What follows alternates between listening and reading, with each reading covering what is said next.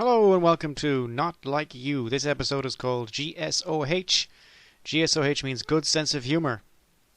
It's something you'll see a lot of in personal ads along with bunches of other stuff that also mean nothing. GSOH means nothing because everyone thinks he has a good sense of humor. Think of the dourest, most humorless right-wing plank you know. That person thinks he has a good sense of humor. So saying I have a good sense of humor is meaningless. By the way, if you haven't seen the Craigslist personal ads yet, you probably should. That means less in Ireland than it does in California. California, I'd say 10% of California pretty much runs on Craigslist. Craigslist. All of human life is laid bare. It's not just about dating. You can sell chickens and buy nuclear weapons on there. Well, not nuclear weapons, but certainly the constituent components for nuclear weapons. And I actually put an ad up once just for the laugh, saying I had 30 barrels of crude oil for sale if anybody wanted it. And then I put another ad in saying that I needed 30 Chinese people and a Zeppelin for a practical joke. No answers. No, sometimes I feel like people don't take me seriously. Anyway, the dating section is very much a buyer's market. Even the vaguely reasonable sounding and reasonable looking women will be flooded with responses from mostly crude and semi-literate men. And this is a true story. Every girl I've met through Craigslist told me she got lots of photos of penises after posting an ad. Even the most sane, sort of balanced kind of ad. That's not good. Well, there's still lots of research to be done. So, being something of a connoisseur of these ads, I decided to put together a translation matrix for the kind of phrases you will find on these ads. And I assume it's the same thing in any personal ad website, but the only one I was using was Craigslist. And I met lots of nice people on Craigslist too, but that's nothing to do with this. GSOH means great sense of humor, which means nothing. Probably they think The Office is cutting edge comedy, and I've never heard anyone describe themselves as having a terrible sense of humor. I don't know, have you ever heard anybody think I have a really bad sense of humor? No, doesn't happen, does it? Everybody thinks he's great. Another phrase is looking for a partner in crime. You will see that. This is all women stuff, by the way. Men don't talk like this. Looking for a partner in crime means she's already mapped out in her head everything she wants us to do. Yeah, that's the kind of thing you should find out over 4 years of marriage, not that you want to know on the first date. So basically to her, I'll be pretty much fungible. I'm just some random meat whose only function is to dissuade potential rapists as she pursues her dreams. No. Another one to watch out for is not into drama. There's another phrase. That means that she starts a load of drama. Every single time. Right? Not into drama, she starts the drama. Another one is she says, I'm so bored. That means she's really boring. Because there's so many things to do in the world that if you're bored, you're boring. Love sucks. You get a lot of this from... There's a lot of bitter women who've been let down by a legion of men over the years, or they're just not... Maybe they're not built for relationships, these women, and they think they are. Love sucks. No, you suck. Love is fine. Another one you'll see is I'm very sarcastic. She's probably getting sarcastic confused with annoying bitch. Sometimes, again, try to remember this is just the woman's ones. I'm not racist, but means she's probably a racist, but I guess at least we'll have something in common. You get kind of sassy girls, sassy, developing an attitude. Man, like, here's something you'll see. Yeah, I'm whatever. If you can't handle that, then contact someone else. Jesus Christ, if she has this sort of attitude problem now, before I've even met her, imagine the unending nightmare of actually being in a relationship with this woman. No. Sometimes they'll say down to earth. That means boring. I've just come out of a bad relationship. That means she's desperate and lonely, which doesn't have to be a bad thing depending on what you're looking for. Pick for pick means she's either she thinks she's ugly and she's ashamed of what she's doing. No photo, no reply. In other words, if you don't send her a photo back, she's not going to answer you, which does imply she's kind of shallow. Here's a big one. Not into playing games. You'll see a lot of that. not into playing games. This means she's going to try to psychologically manipulate you. You know why? Because the kind of things you tell people not to do are the kind of things that you would think of doing to someone else. Now that's necessarily true, because otherwise how would you put yourself in the mindset? Something I don't want you to do in a romantic relationship is something either, that I would do to you, or even worse, that I've had done to me by someone else, and then I'm holding you accountable for someone else's bullshit. Anyway, something else you'll see is I'm looking for my soulmate for a long-term relationship. Yeah. See, that's the kind of thing you don't want to tell a guy on a dating site. Because the guys who don't run away screaming from this, you're going to be filing court orders against them in 2 months. Alright? Here we go. You will also see all men are cheaters, pigs and liars. Yes, you will see stuff like that on a dating ad looking for men to contact her.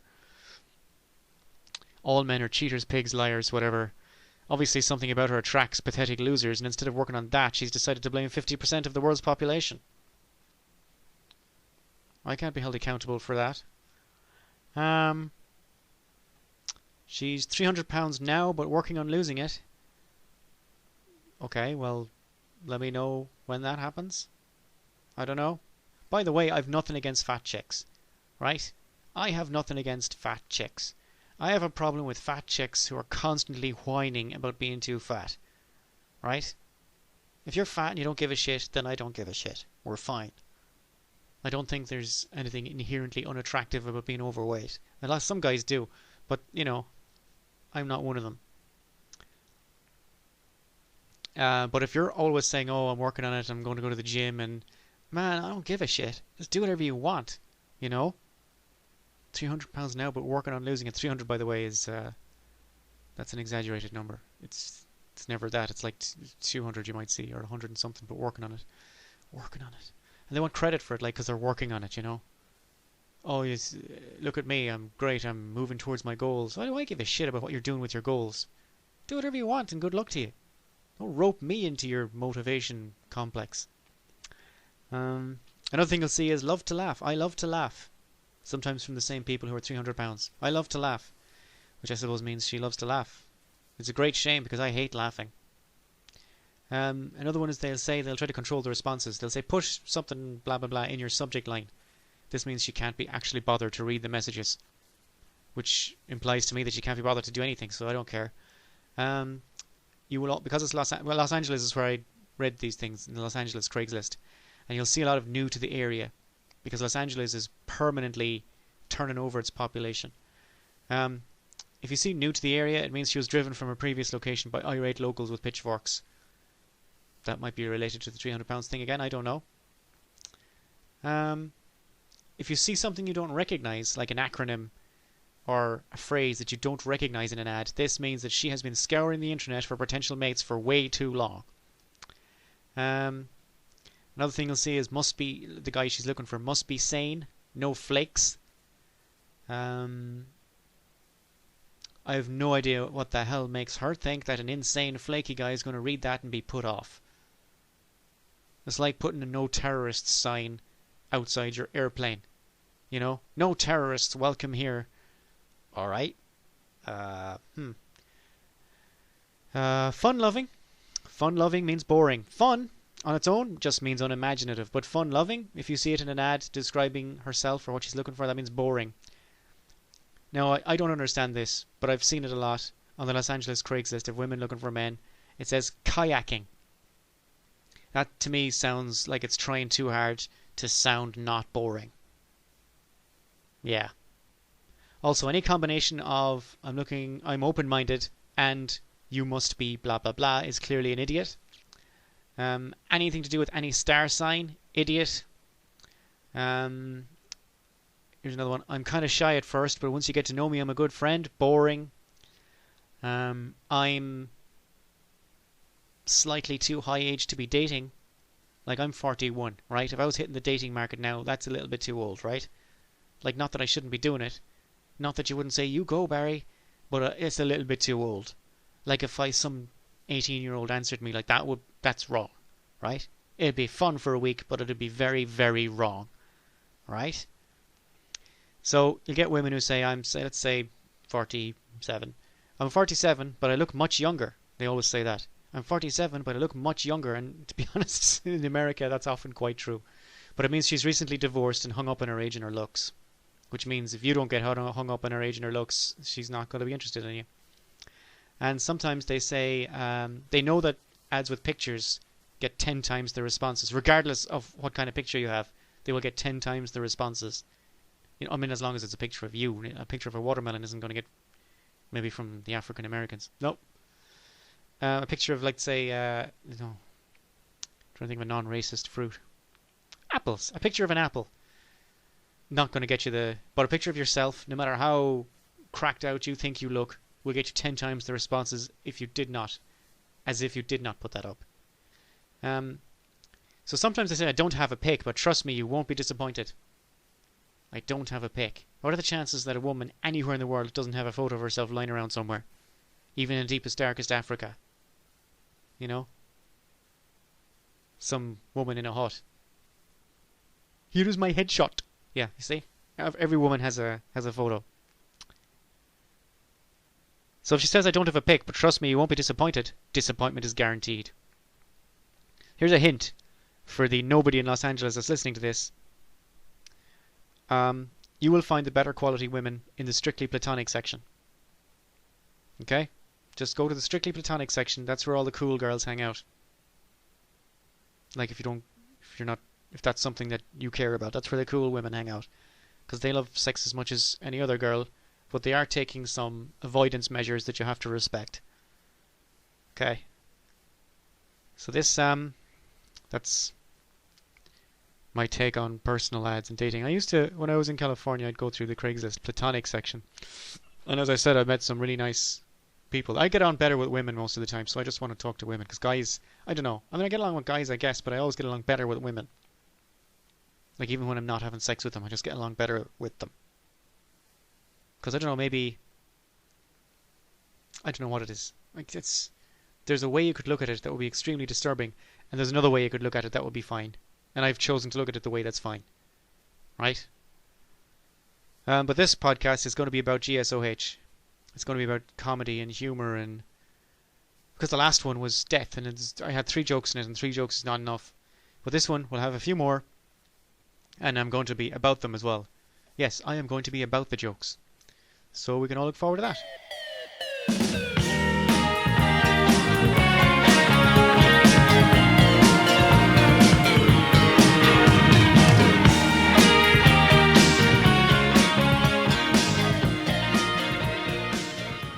Well, it wouldn't be much of a humour episode without some jokes, would it? Ha ha ha.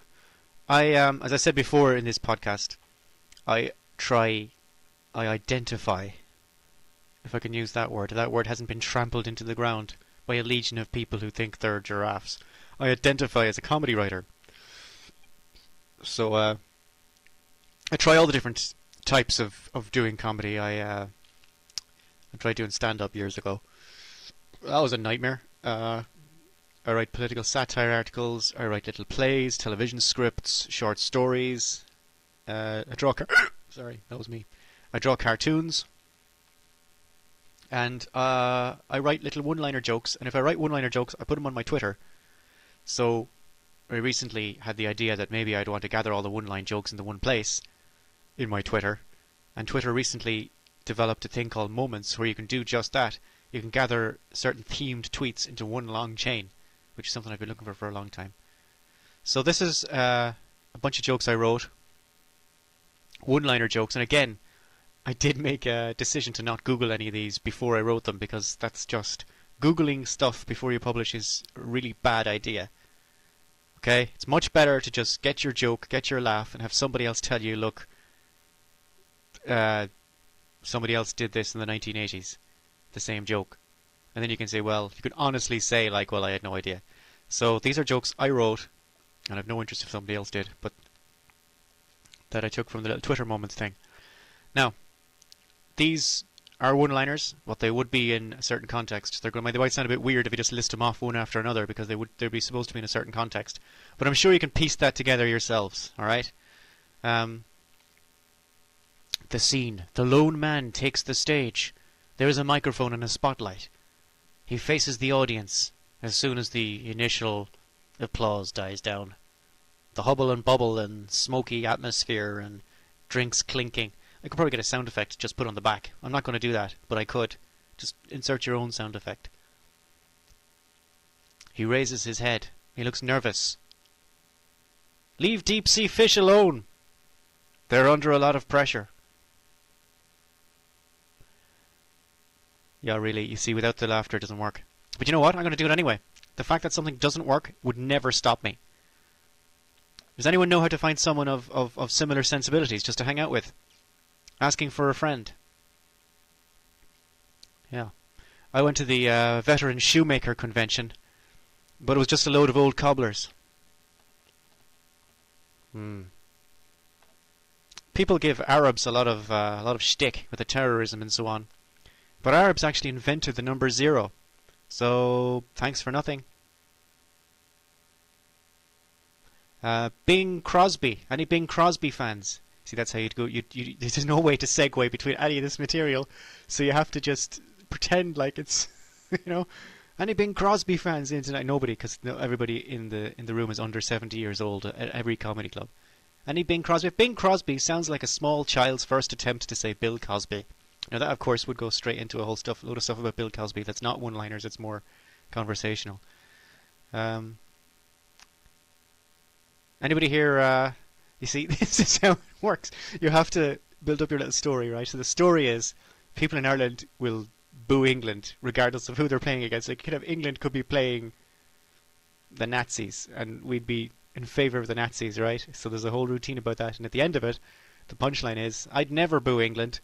A bit of booing never killed anyone. And whenever people ask me if I'm serious, I say, no, I'm joking. But I make quote marks in the air when I say joking. When I say Orwellian nightmare, I mean someone constantly criticizing my Greco-Roman vocabulary. That is a really complicated joke, and if you get that, well done. You're very educated and probably a little bit smug about it. Maybe complacent. Right?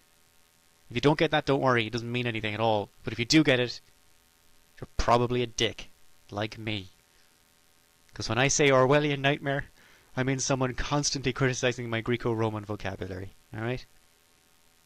The only pickup line I know is the shortest distance between pickup points. I see I fluffed the delivery on that. The thing about delivery is you have to be clear. And that's supposed to be the only pickup line I know is the shortest distance between 2 pickup points. That's not what I said. What I said is the only pickup line I know is the shortest distance blame points. Doesn't work. It has to be clear, snap. Right? Man, supermarkets don't take much persuading to just give you a new loyalty card, do they? Would you like a new loyalty card? So that's part of a routine. But the snappy is, they just offer you a new loyalty card. Maybe they need to call it something else. I'm so good at booking hotels, my friends call me Dr. Travago. There's no routine going with that. That's just a one-line pop. Another one. It's very difficult to dance like no one's watching when they're all screaming at you to stop dancing. That's not much of a joke. It's more of a description of my life. I used to have a pet goldfish, but he swam away. I think that joke is really funny. And as far as I know, I'm the only person who ever laughed at it. And I'm the guy who wrote it. I used to have a pet goldfish, but it swam away. I mean, it conjures an image that turns out to be impossible. No? No. Anyway. It's hard to find representative role models in the media when you're an unmotivated... See, fluff the devil river. You can't do that. You need to practice. It's hard to find representative role models in the media when you're an unmotivated nobody. I didn't practice any of this. You need to practice reading things out loud just to find the bits that trip you. And then be conscious of, oh, a bit that's going to trip me has come up, I better slow down. It's that simple. But you have to read everything out loud before you go on stage. And I never did. And I just mumbled my way through entire sets, and people are like, what? I mean, first of all, it's not funny, and secondly, I can't even hear it. Anybody here like Italian food? Yeah? Cool. Yeah. Not me. No. No, I don't like Italian food. Like, I'm anti-pasta for starters. Boom. Now that's in the middle of a smoky... That'd be brilliant. If you ask someone who was there and they say no one, how do they know? Dracula versus Jesus. One's an undead leader with a bunch of retarded cult followers, and the others, you can see where that's going. That's a have I got news for you style joke. And that's okay. Those jokes are okay. They work. But you can see them coming a mile away, but it doesn't take away from the laugh. Do geeky Klingons learn English? Yes is probably the answer to that. Victim blamers deserve everything they get. Little bit twisty, but you know, it'll land. Roe versus Wade. This is again is for the Americans. Roe versus Wade. Abortion precedent case, or 2 ways to get across a river. Yeah. I was going to go to a fancy dress party as a 10-day-old Jaffa cake, but it was too hard. That's what you know why I'm proud of that? I'm proud of that because it's a joke about the different understandings of the word hard that is not remotely sexual. And I think I deserve a little credit for that, but I would because I wrote it. And of course, the legion of I like my tea, I like my coffee the way I like my women jokes. I'm just going to give you 2 of them. I like my tea the way I like my women, hot, weak and unable to produce children. And I like my coffee the way I like my women, silent. A Europhile is someone who is accusing you of being a file. Why not? I quit my taxidermy class today. And it's traditional to leave a gap in there so people can kind of put together their own sort of, where's this going? I told the teacher he could take his animal carcass and stuff it. Yeah, I wrote that. Not proud of that one, but it's a joke. It qualifies. Who the hell am I to have an identity crisis? And I'd like to do more self-deprecating humour, but I don't think I'd be very good at it. In any case, it would come off as insincere. It's a roller coaster of a joke if you're following it. Dictionary Corner. How do you feel about Dictionary Corner? Dictionary Corner? Want to go for Dictionary Corner? Alright. If you don't know what insouciant means, don't worry about it. If you don't know what extraneous means, it's not relevant. If you don't know what insignificant means, it's not important. If you don't know what elitites means, it's no big deal. And if you don't know what esoteric means, don't worry about it. No, not many people do. But I don't need a dictionary because family means everything to me. That's designed as a pop, pop, pop thing, and then there's the punchline about the family. Family means everything to me, so I don't need a dictionary. Yeah, I wrote all that. The point is, I need more practice in reading out things out loud. Okay?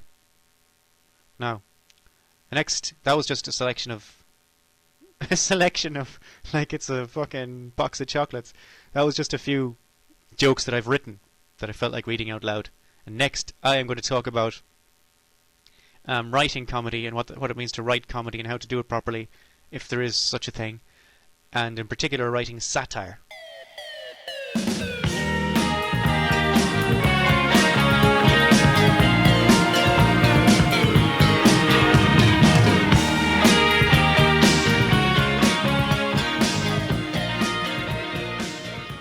So what makes something funny? What makes sitcoms calm? I know what makes them sit. What makes them sit is the set. But what makes them calm? It's hard to tell. It's much easier to tell when something isn't funny. My comedy doesn't have to be socially important or it doesn't have to be right about anything or promote anyone's interests. It just has to be funny. It just has to make you laugh. Or in my case, just has to make you say, that's funny, yep, that's all. That's all it has to do. Well, I mean, and for that I suppose it has to be something people can identify with. Sometimes you have to throw the audience something to identify with if you're going for a more human sort of comedy. Like, if you look at the differences between the English and American versions of The Office, one of the main ones is the softening of the boss, which apparently is more suitable for the American market. They did it by adding a lot more stuff that helps you identify more with Michael Scott than you ever could with David Brent. And that's fine. That's a strategy. You take something like The Big Bang Theory. The Big Bang Theory, I remember when The Big Bang Theory started, it was fantastic, it was funny. And then it just wasn't. Like, if you understand the basic setup where every comedy is the same bunch of characters do the same stupid shit every week, right? Even the funniest shit in the world is going to get old after about 2 or 3 seasons. This is the main failing of writing by committee. All the primetime American sitcoms are wrote by a committee. All the primetime American sitcoms are written by a committee. There's only 12 episodes of Fawlty Towers, which is often comes top of the list and best comedies ever made. Ricky Gervais, he refused to make any more of the British Office after season 2, despite the fact that it was getting higher ratings than ever. In America, they just wouldn't be allowed to happen. They just hire someone else or an entire committee to write it, and they'd make the show anyway. They'd buy it off you for more money than you've ever seen in your life, and they'd go and do it anyway. So if you're looking for top quality comedy that actually changes from season to season, you could try the BBC's League of Gentlemen, because that refuses to do anything unless it's new and interesting. The BBC's Extras changes from season 1 to season 2 in a pretty dramatic way.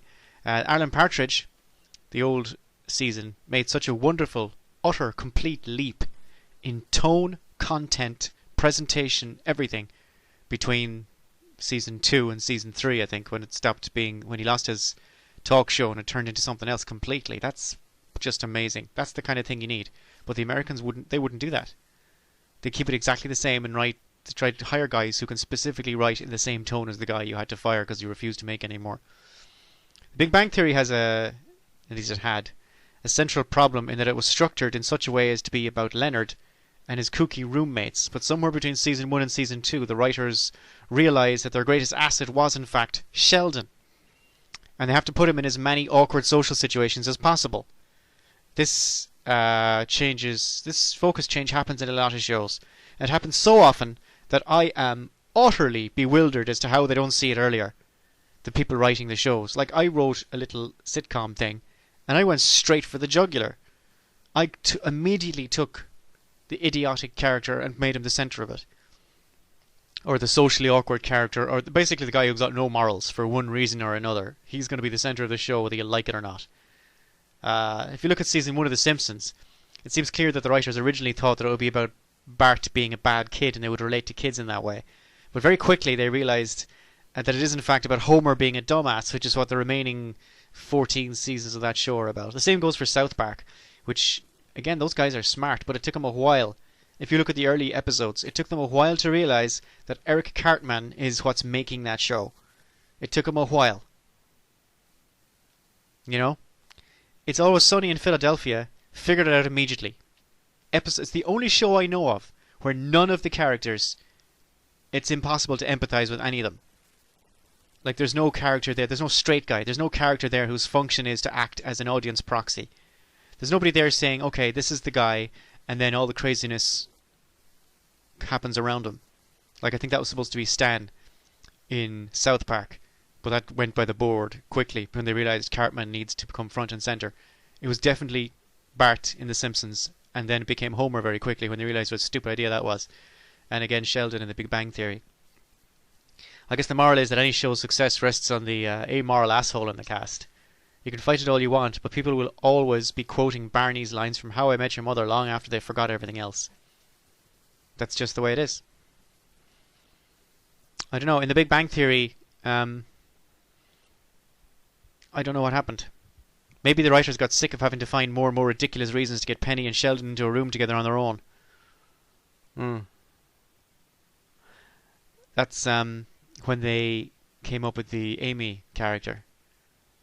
They realised they couldn't... There's only so much plot device you can do to get Sheldon and Penny, the blonde girl, in a room together on their own so the funny can happen. Like, Penny has to have her own life. She can't be accidentally bumping into Sheldon in the laundry room every single minute of every day. So they brought in this girl, Amy Farrah Fowler, who people assume was there to bounce off Sheldon, but she's actually there to bounce off Penny. She is a Sheldon proxy in the most obvious, cynical way possible. What we need is a female Sheldon who can hang around with Penny. What will we do? Make it as obvious as possible. Like, that's lazy, lazy writing. As soon as she came on board, you knew that was it. Like, the writers had given up. We give up. Right? That's just... Can't stand her. Can't stand Amy Farrah Fowler. Cannot stand her. Not for the only reason is because every time I see her, all I can think is lazy script writing. Lazy writing. That's it. It's hard. Whereas It's Always Sunny in Philadelphia could get away with that because it doesn't matter. It's impossible to relate to any of the characters. They're just unrelatable. And that's fine. John Cleese said he was dismayed when people frequently identified with his racist, bigoted character in Fawlty Towers, particularly in his treatment of Manuel. his stupid opinion. Like he played a hotel manager, and he had this Spanish waiter, and the Spanish waiter is just a regular guy. Like, he's not a genius, but he's not an idiot. And he's trying to do his job, but his English is shit. And he tries to get through to him in some kind of Spanish, but because he's speaking to the boss in Spanish, the boss thinks he's an idiot. And that's the joke. The joke is that the boss thinks that the Spanish guy is an idiot. And he keeps calling him an idiot because he doesn't understand Spanish. That's the joke, right? But John Cleese, the actor who played the boss, said he got increasingly dismayed with people coming up to him and say, yeah, you tell that Spanish guy he's an idiot, you know?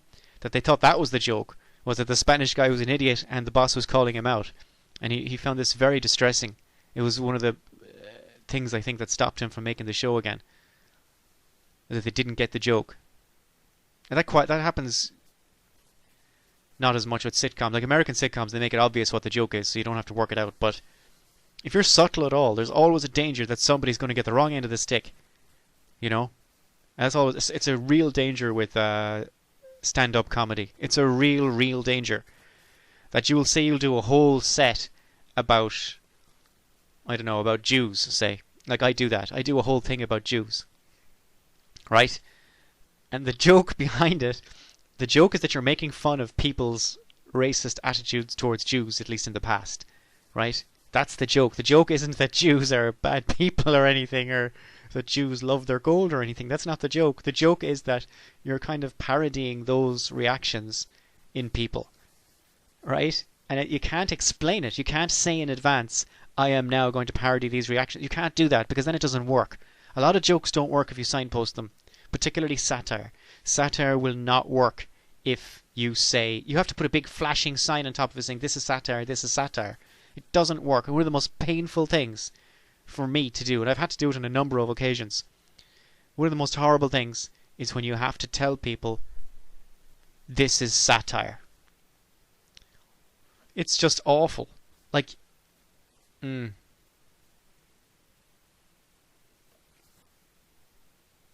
went to a Neil Hannon concert, myself and my wife, and he said something horrible about women.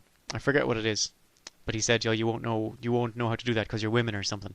And there was like an intake of breath from the crowd, and he looked out at them and he said, "What?" He said, "It's called satire." He said, "I'm on your side." Now, for an artist like Neil Hannon, or any artist, or anybody remotely arty, to have to say that out loud, you can feel it as a pain in your heart, a physical, like, why am I saying this out loud? That's why I tell people, I would prefer you to think of me as a racist.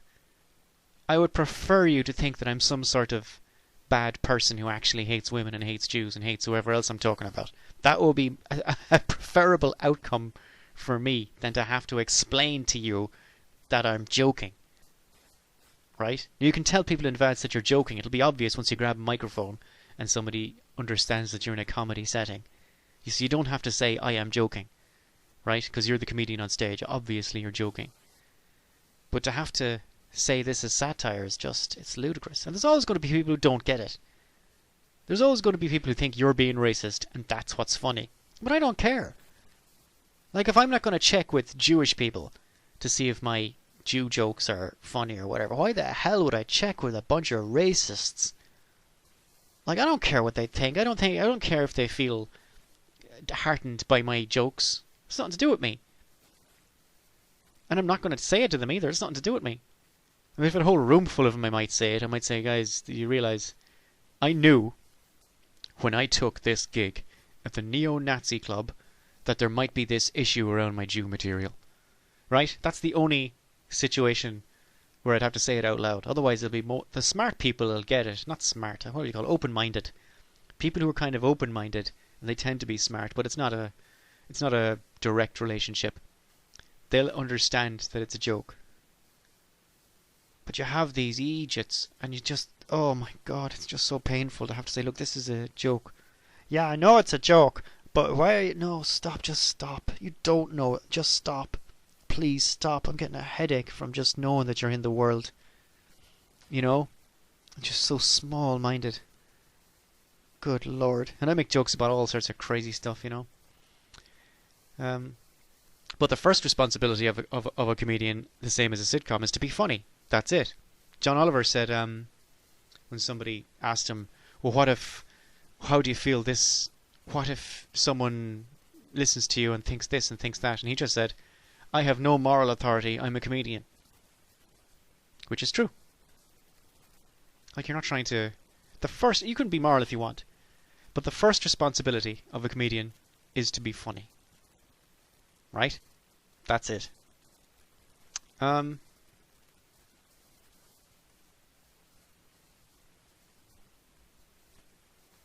write satire, and I'm going to talk a bit more about satire is a type of comedy that has specific rules and specific... You'll see in a second. Well, in about 20 seconds.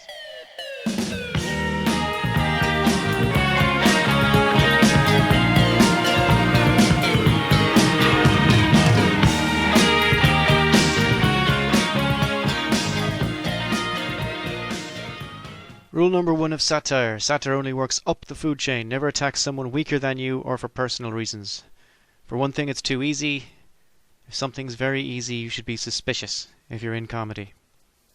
Rule number 2 of satire. Never apologize, never explain. Your friends will understand, and your friends include people who get it.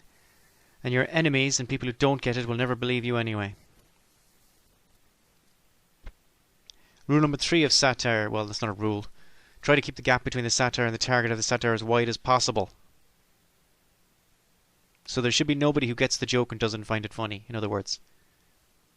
There should be a wide gap between the people who find it funny and the people who don't get it.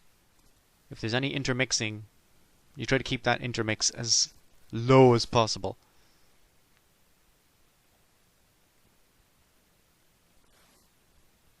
In other words, like in ancient Rome, lend me your ears. I come to bury fuckers, not to praise them. That's what satire is. Horace Horace, the Latin poet, invented satire, and he said, in his Latin way, quam ridentem dicere verum quid vetat, which is a question.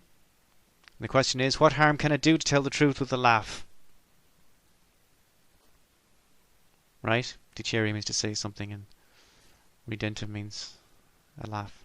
What harm can it do to tell the truth with a laugh? What harm can there be in presenting the truth with a laugh? That's the original definition of satire. It's evolving. It's branching out. Why not? But that's basically it. Satire is being funny about serious things. If you don't get it, you're probably the object of the joke. And the more of a fuss you kick up over it, the funnier it's going to be for everyone else. That is called the Streisand effect. The Streisand effect is when you make efforts to try and shut something down, those efforts may end up creating more fuss than the original thing you were trying to shut down. It's called the Streisand effect because Barbra Streisand tried it, and now everybody knows about that thing because she tried to shut it down. It's difficult to nail down exactly what satire is. Well, that's it, pretty much. Telling the truth with a laugh. It definitely has some sort of a target, or it won't work. I guess if you think... I don't know, if you think I'm coming after you with satire, you might not think it's satire. Or you might think I should be targeting somebody else. Well, yeah, of course. Or aren't you glad that you and me are not in charge of what satire is? Aren't you glad that neither you nor me get to be like get to decide who you can make fun of and who you're not allowed to make fun of? Well, let's have a look at Wikipedia. Satire. Satire is a genre of literature and sometimes graphic and performing arts in which vices, follies, abuses and shortcomings are held up to ridicule, ideally with the intent of shaming individuals, corporations, government or society itself into improvement. Yeah, that'll do. That'll do. Ridicule with the intent of shaming into improvement. Or, in other words, why not present the truth with a laugh? Quam ridentem dicere verum quid vetat. See, satire is not just about slamming people you don't agree with. That doesn't really work. That just makes you partisan. It's about parodying stupid events and opinions by either directly pointing out how stupid it is or by taking the thing to its logical conclusion, which will then be ridiculous. Whichever way you go, it should be funny. And if you find that people in general don't react to your sense of humour, do not attempt satire because it will backfire. It'll just come across as being nasty. This is something I've noticed in between right-wing and left-wing attempts to be funny. A lot of right-wing comedians just nasty. Like left-wing comedy can be nasty too, but it's funny. Like there's a joke going with it. It's not just, look at these guys, you know?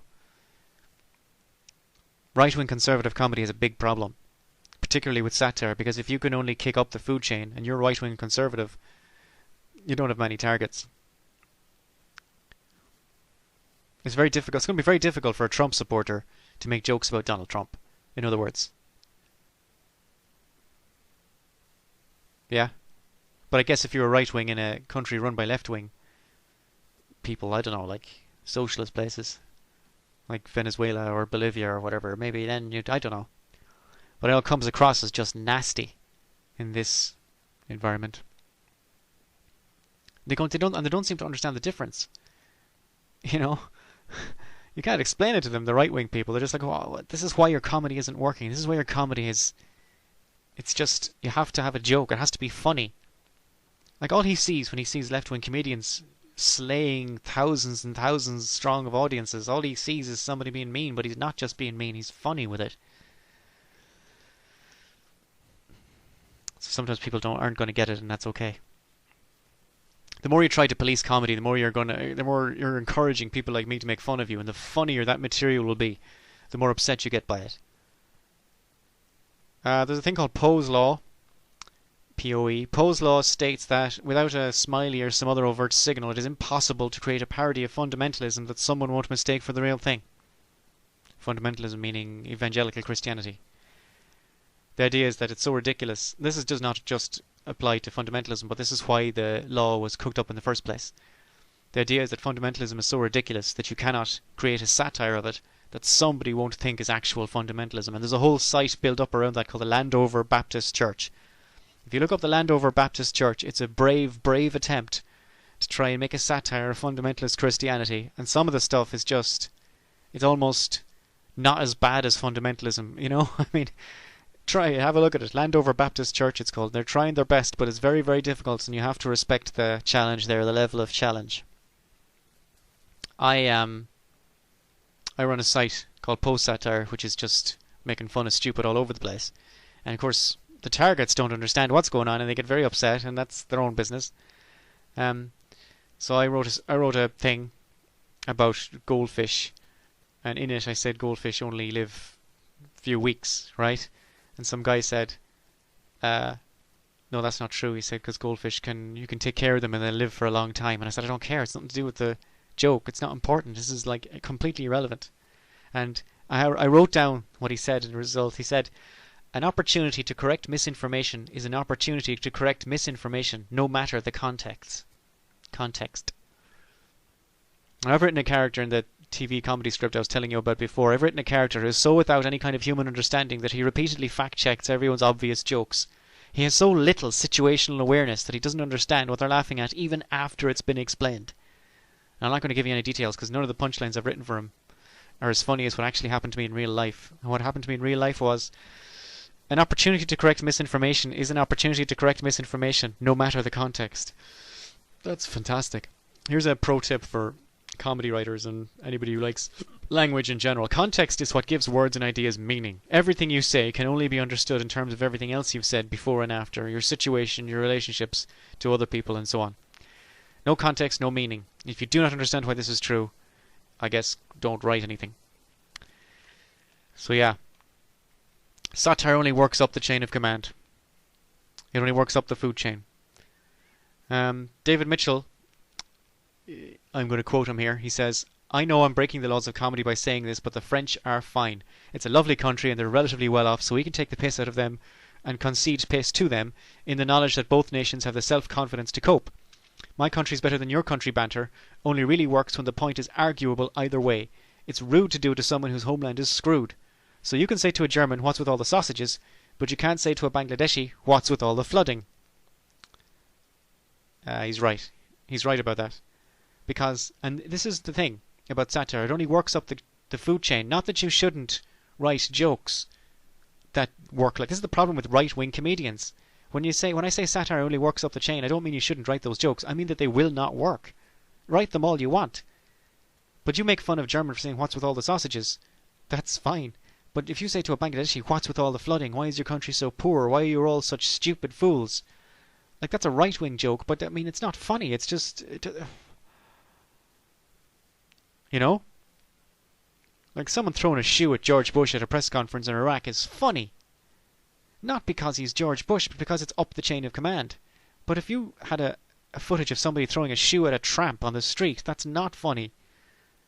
And I don't know what exactly I can tell you to explain why one is funny and one is not. But if you work out the way to say it, feel free to tell any right-wing conservative person who thinks he's funny that when you've worked it out. I wrote an article, a satire article, right, about the all-female reboot of Ghostbusters, right? And the article was, because the all-female reboot of Ghostbusters was explicitly sold to the audience as a feminist thing instead of just a movie with some of the roles changed around, it didn't work, right? It fell flat because real women in the real world don't give a fuck about any of that. They're like normal people, you know. Well, like, oh, a feminist thing, we better get excited, you know. They don't think like that. So I wrote an article about how Saudi women were watching this movie and they were finding it very empowering, right? Now I'm going to leave it to you to figure out whether or not that's funny, but someone took it seriously and they wrote a big long thing about blah blah blah blah blah, right? So I was happy about that. Someone took it seriously, and I was very happy about it because it means, you know, something's working. I like that. The goldfish thing was a big long correction as well, but I don't. The thing about I did everything I could to try. I mean, I even had in the article there was a guy with the girls the whole time because in Saudi Arabia they're not allowed out without a male escort, you know. So I just, even if they want to go to the movies to watch this feminist movie, this guy has to go with them, right? It's just a joke. It's just supposed to be funny. It's supposed to point out. I know I can't explain it. It'll kill the joke. It's how am I going to explain what the joke is like? Saudi women find the all-female reboot of Ghostbusters empowering. That's the joke. Just that's it. That is the explanation of the joke. And some guy just a big answer. Oh Lord, that was good. Here's a secret. Here's a thing. All zombie movies are searing critiques of whatever society they're set in. All zombie TV shows, the same thing. Yeah, they're horror. What are we going to do? They're all satire. All of them. The joke is you're a zombie, right? That's it. The next bit will be the last bit, and it'll be about me being offensive, and comedy in general being offensive.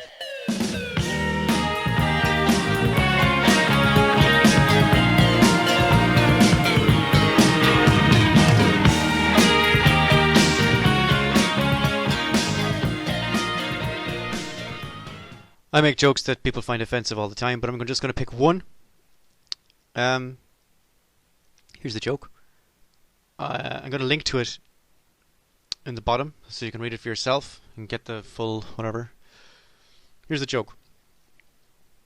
Why say you're a fan of American football when you can tell people you have Down syndrome instead? Okay, that's the joke. Now, someone contacted me, as you will see when I link to it, because all the tweets are all chained up. Somebody said, "Hi Barry, this person, by the way, is not an asshat. I have to make absolutely clear, because you'll see them if you check the link. This person is a lovely, lovely person, and their Twitter is amazing, and you should follow them. However, they said to me, 'Hi Barry, my daughter has Down syndrome, and I really wish you hadn't made that joke.'" Right? You can tell they're a nice person because they haven't attacked me, they haven't done anything, they've just explained a feeling that they had about my joke. Right? But clearly that person found it offensive. Right? Now, I then explained, as you will see. The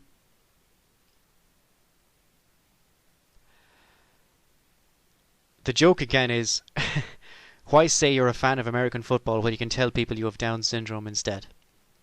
Now that's actually not making fun of Down syndrome at all, or anybody who has Down syndrome at all.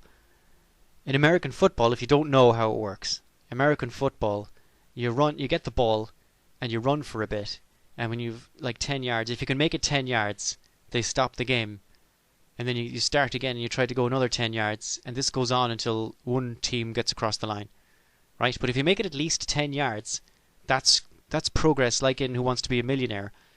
If you touch the ball off the ground at that point, no one can take that progress off you, right? And when you touch the ball off the ground, it's called a down, right? D-O-W-N. And the bottom one at the end of the field is called a touchdown.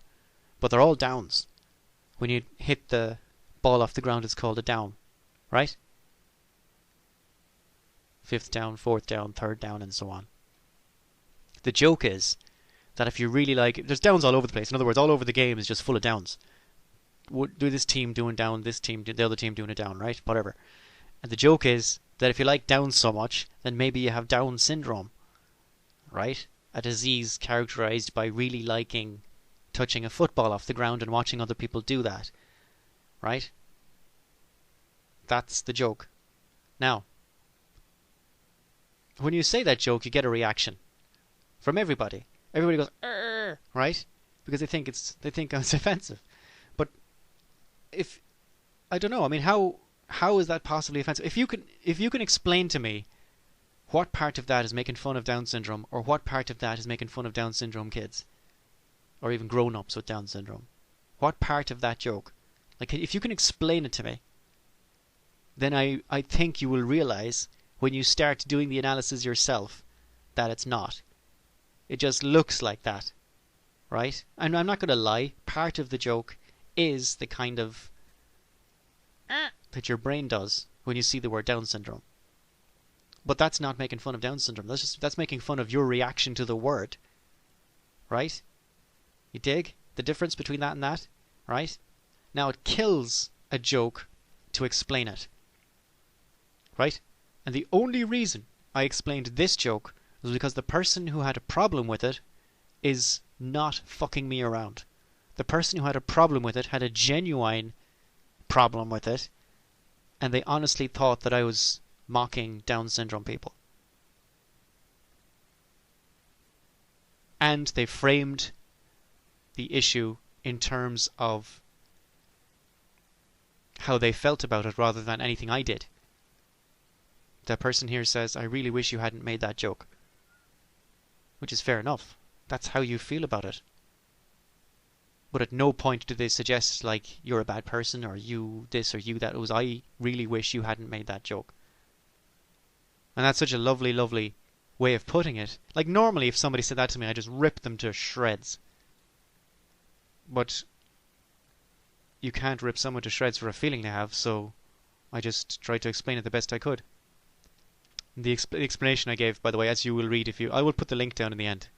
It'll say, I just said, "I'm not making fun of Down syndrome kids, ! The things in American football are called downs, so if you like that game, ... And I got no answer to it, and they didn't block me or anything. I'm still following them, so I assume, perhaps incorrectly, that they're okay with that they understood where I was coming from, and that I'm not making fun of Down syndrome kids at all. Or indeed, I'm not even making fun of the disease in general. I'm making fun of the reaction people have to that, coupled with the fact that in American football all these things are called downs." But normally I wouldn't explain that. Normally I'd just let it go. And if people got annoyed at me, I'd be fine with that. If people said, "Oh, why do you hate Down syndrome people with Down syndrome?" Like, I'd be fine. I'd just like, "Yeah, alright." You know? Normally. You can't draw the line. If you're fine with these jokes that, I mean, sometimes I do target people. I target right-wing people. I target stupid left-wing people. I target, I'll go after all sorts of people, And I suppose if you're fine with a satire that targets the people you disagree with, you can't really complain when I make jokes about someone you feel emotionally attached to, or a group of people you feel emotionally attached to. Like if I'm making fun of Westlife and U2, you can't get upset if I start making jokes about ABBA, saying, "Oh no, they're a great band, you shouldn't be making jokes about them." Like, what the hell are you talking about? Well, it doesn't matter anyway. Because that's the point of freedom of speech. My right to make fun of you is objectively more important than your right to get offended by it. That's essentially the thing. My right to make fun of you is objectively more important than your right to get offended by it. Because the right to get offended by something makes no sense whatsoever unless somebody's free to say whatever he wants. In fact, none of the other rights make any sense unless you're free to say whatever you want. Your right to vote in an election makes no sense unless somebody somewhere has the right to say whatever he wants. Your vote doesn't mean anything if you're not allowed to talk about things in a way that someone might find offensive. You know? None of the rights mean anything unless you're entitled to say things that other people might find offensive. And jokes in particular are fantastic for that. I mean, enjoy your life, but don't try and tell me what an appropriate subject for comedy is. I'll decide that. As Frankie Boyle says, don't ever argue with a joke. It's like telling a clown his car isn't going to pass the MOT. You're concentrating on the wrong thing, man. You're making a category error, as they call it, when you criticize a joke. It doesn't make any sense. And as Christopher Hitchens said, I have the faculty of humour. Some of it has an edge to it, and I'm not going to repress that for the sake of being polite. Edgy humour. And people think that edgy humour means targeting minorities and being mean to people who can't speak up for themselves and so on, and that is not true. Edgy humour is just edgy humour, saying things that sometimes just need to be said and are funny. Now I realise the Trump people have the same excuse for just saying what everyone's thinking and so on, but I certainly don't think that they should be banned from saying things just because they happen to be not true. What happens is you say your bullshit, and then the New York Times tomorrow will say, well, that was all a lie, and we know it was a lie because this, and this. That's how you do it. You combat things you don't like hearing.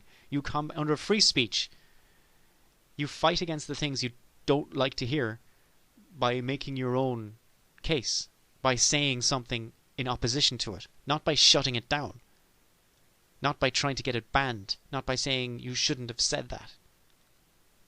How you do it, the correct way to do it, is how this person said it to me. They said, hi Barry, my daughter has Down syndrome and I really wish you hadn't made that joke. That's perfect. If I had made a joke about Down syndrome, that is the perfect way to come at it. At no point are they trying to shut me down or trying to say you shouldn't have said it. They're not even saying that. They're saying I wish you hadn't said it, not you shouldn't have said it. It's such a beautifully worded tweet. Can we just have a moment's silence for that? No. Okay. Well, anyway, the point is, yeah, it follows. You'll see. I'm not going to say it out loud here, but you'll see it if you click on the link. Follow the person. They're fantastic. They're in Irish language, trying to help people learn Irish and so on, but not in a pressure way, in a kind of a fun way. It's brilliant. And clearly they're nice people just based on the way they phrase that. So that's it. That particular joke wasn't offensive, but I have made offensive jokes. And there's jokes that are just, I don't even feel like defending. They're either funny or they're not. You know? And generally jokes that are made at the expense of weak people or oppressed minorities just won't be funny. Unless you're a right-wing person, and then I suppose you like making fun of black people, and I don't know. Whatever it is, the basic thing at all of it is my right to make fun of you. In other words, free speech. My right to make fun of you is objectively more important than your right to get offended by it. And that's all that matters. And that's it. If you liked it, tell your friends. If you didn't like this podcast, please tell everybody you know. And I am out.